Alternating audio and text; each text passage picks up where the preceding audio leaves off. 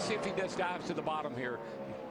Less than a second between them with 6 to go. And I mean, it is shrinking every corner of every lap.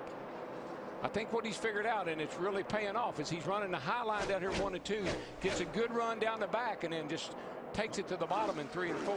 Montoya's gaining 1/10 of a second a lap, but with 5 to go, that's not enough. Not enough. Well, actually, it's been 2/10 of a second. You do the math. 5 to go, less than a second. We might get there. Well, now, that would not be a big surprise. No, it would not. No, it would not. The rubber band of Atlanta. Stretch them out, bring them all back together again for the finish. Here we come. I think what Kurt Busch has done, I think maybe a spotter. He's taking it too easy. Get it. I think his spotter told him what Montoya is doing. Now he's trying it. 2/10 of a second again, 6/100ths, 4 to go. It's going to be a bumper to bumper, probably front bumpers. We're going to have a little bit of lap traffic up there in front of them. They're pretty scattered out, but they may catch those cars up there. Boy, this is it right here. This is where Montoya really makes up huge amounts of time. Montoya, boy, he's struggling. Searching his Put that first pressure on him now. 3 to go. first oval track win. He won it in Infineon 96 races ago on the road course. And who half do a you... second. And the 99 has turned over Brad Keselowski. And we have a caution. My goodness. I don't know if I'm okay. Keselowski was on track for a 6th place finish. Boy, and we're told there was contact between Edwards and Keselowski. And have we seen that somewhere once before? Talladega last year and early in this race at lap 41. A little crossover move here by Carl. Clean here, clean here. Just slight contact. Look at that thing go. That looked so much like Edwards' turnover at Talladega off the bumper of Keselowski. It really did, and I'm so wondering and hoping that when they put the spoiler back on these cars, they'll quit turning over like this. Keselowski's put the window net down. The roof flaps deployed, but it did not sit that car back down. I'm like you, Darrell. I'm going to be so glad to see that rear spoiler back on these cars. I think that's it's got to be something to that. That car took a hard hit in the left A pillar, the windshield post right in front of the driver.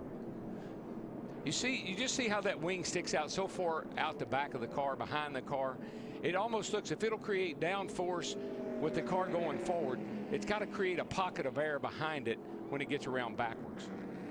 Guys, you saw it right there. Those white gloves, they made a turn to the right. Brad Keselowski has climbed out of his Penske Dodge.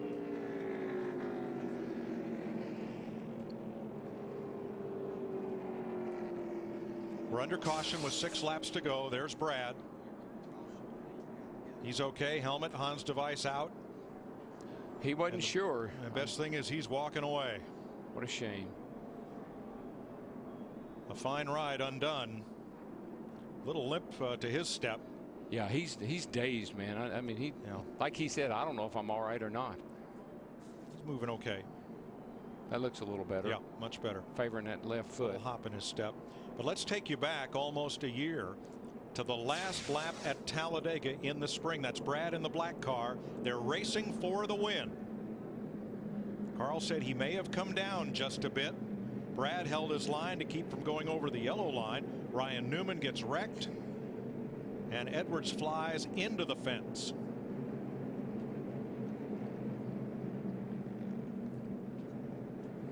Now today, back at lap 41, watch the 12 on the bottom, the red car just barely gets into Edwards, sending Carl up and into Joey Logano, pretty much ruining both their days. Now both those cars were repaired, came back on track many laps down, but here with just a handful of laps to go, Edwards and Keselowski get together again.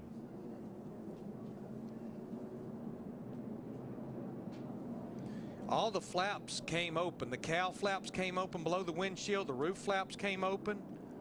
I think if you just, you know, we didn't know this. had no way of knowing this until these cars started getting airborne like that, that rear wing sticking out behind the car so far.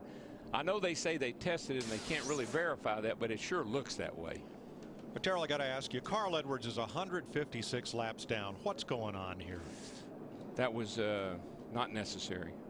Very unnecessary. The free pass will go to Denny Hamlin.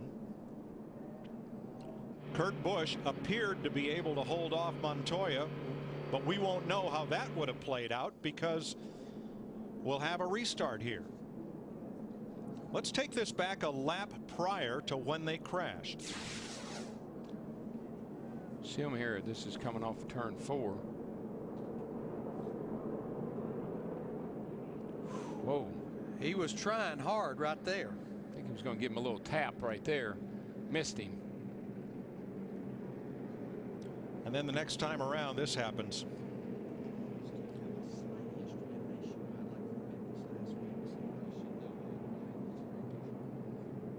You know, we talked about rivalries and about the gloves coming off. Well, you know, I think they have. Denny Hamlin and Keselowski in the Nationwide Series have had a little run in. Matter of fact, Hamlin spun Keselowski out, similar to that same situation at Homestead in the last race last year. This is a young man in that 12 car that has not made a lot of friends, but that's not good protocol right there.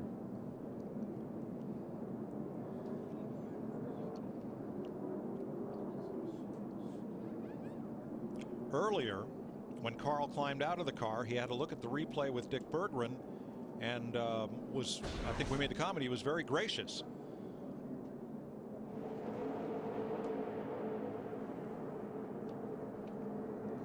I really thought it was his fault, but that replay doesn't look like it was as malicious as I thought. But he went on to further say, Brad never gives me any room. Yeah, and I said at the time, remember that I thought when he went and looked at that again, he might change his mind. I know we showed the highlights of 2 Cup situations, one earlier in this race and then from Talladega. These two also got together in Memphis in the Nationwide Series race. In fact, Keselowski wrecked Edwards over in Memphis.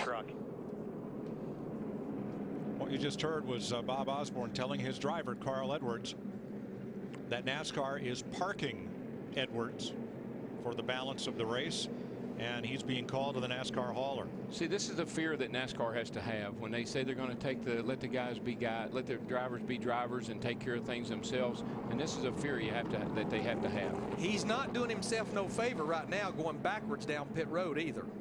They're not going to like that at all.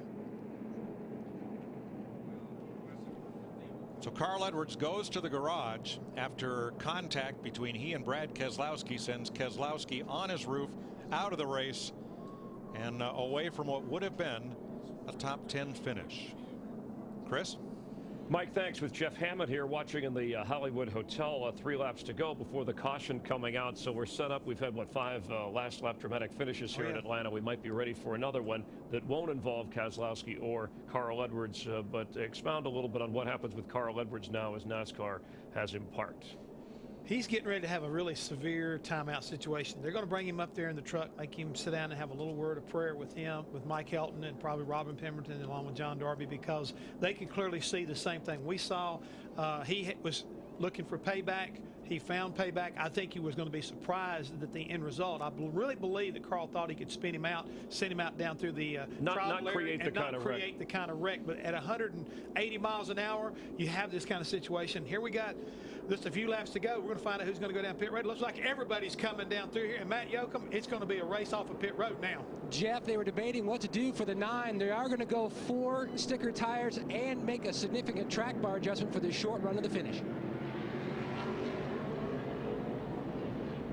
And Kurt Busch coming on to pit road to the attention of the Steve Addington-led crew. He slides to a stop. What they're going to do, they're going to add a little extra air in the right rear tire. A little extra air in the right rear tire for Kurt Busch and 4 tires. They debated not taking fuel to keep some nose weight, but they do put some gas in it. Thanks very much. as we take a look at the race off pit road. You can see some of the guys, I think they just took 2 tires versus 4 tires. We're going to be looking at the same scenario we did a week ago.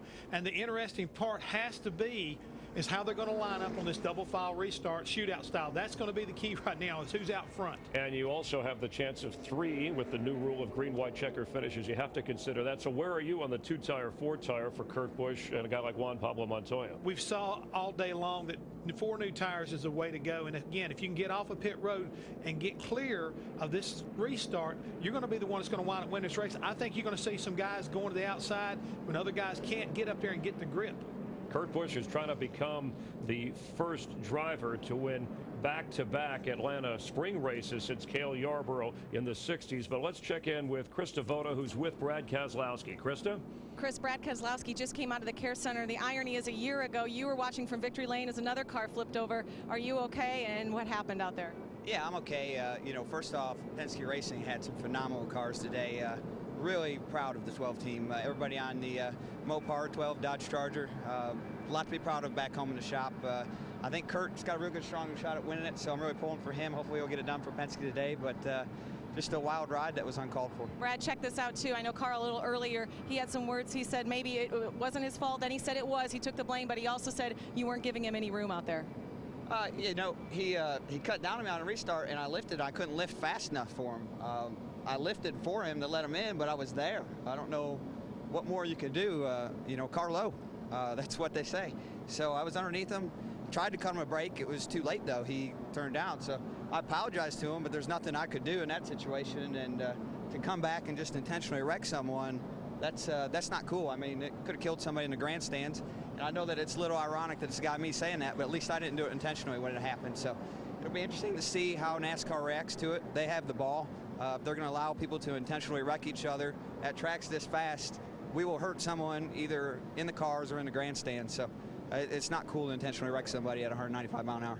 Thanks, Brad. We're glad you're not hurt. Dick Berggren? With Carl Edwards, did you intentionally wreck him?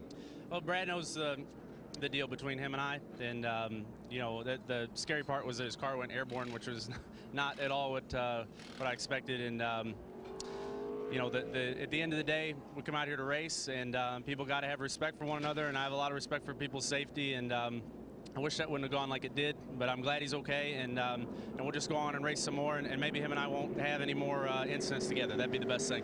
Okay, thank you. All right, thank you. You get both sides of the story.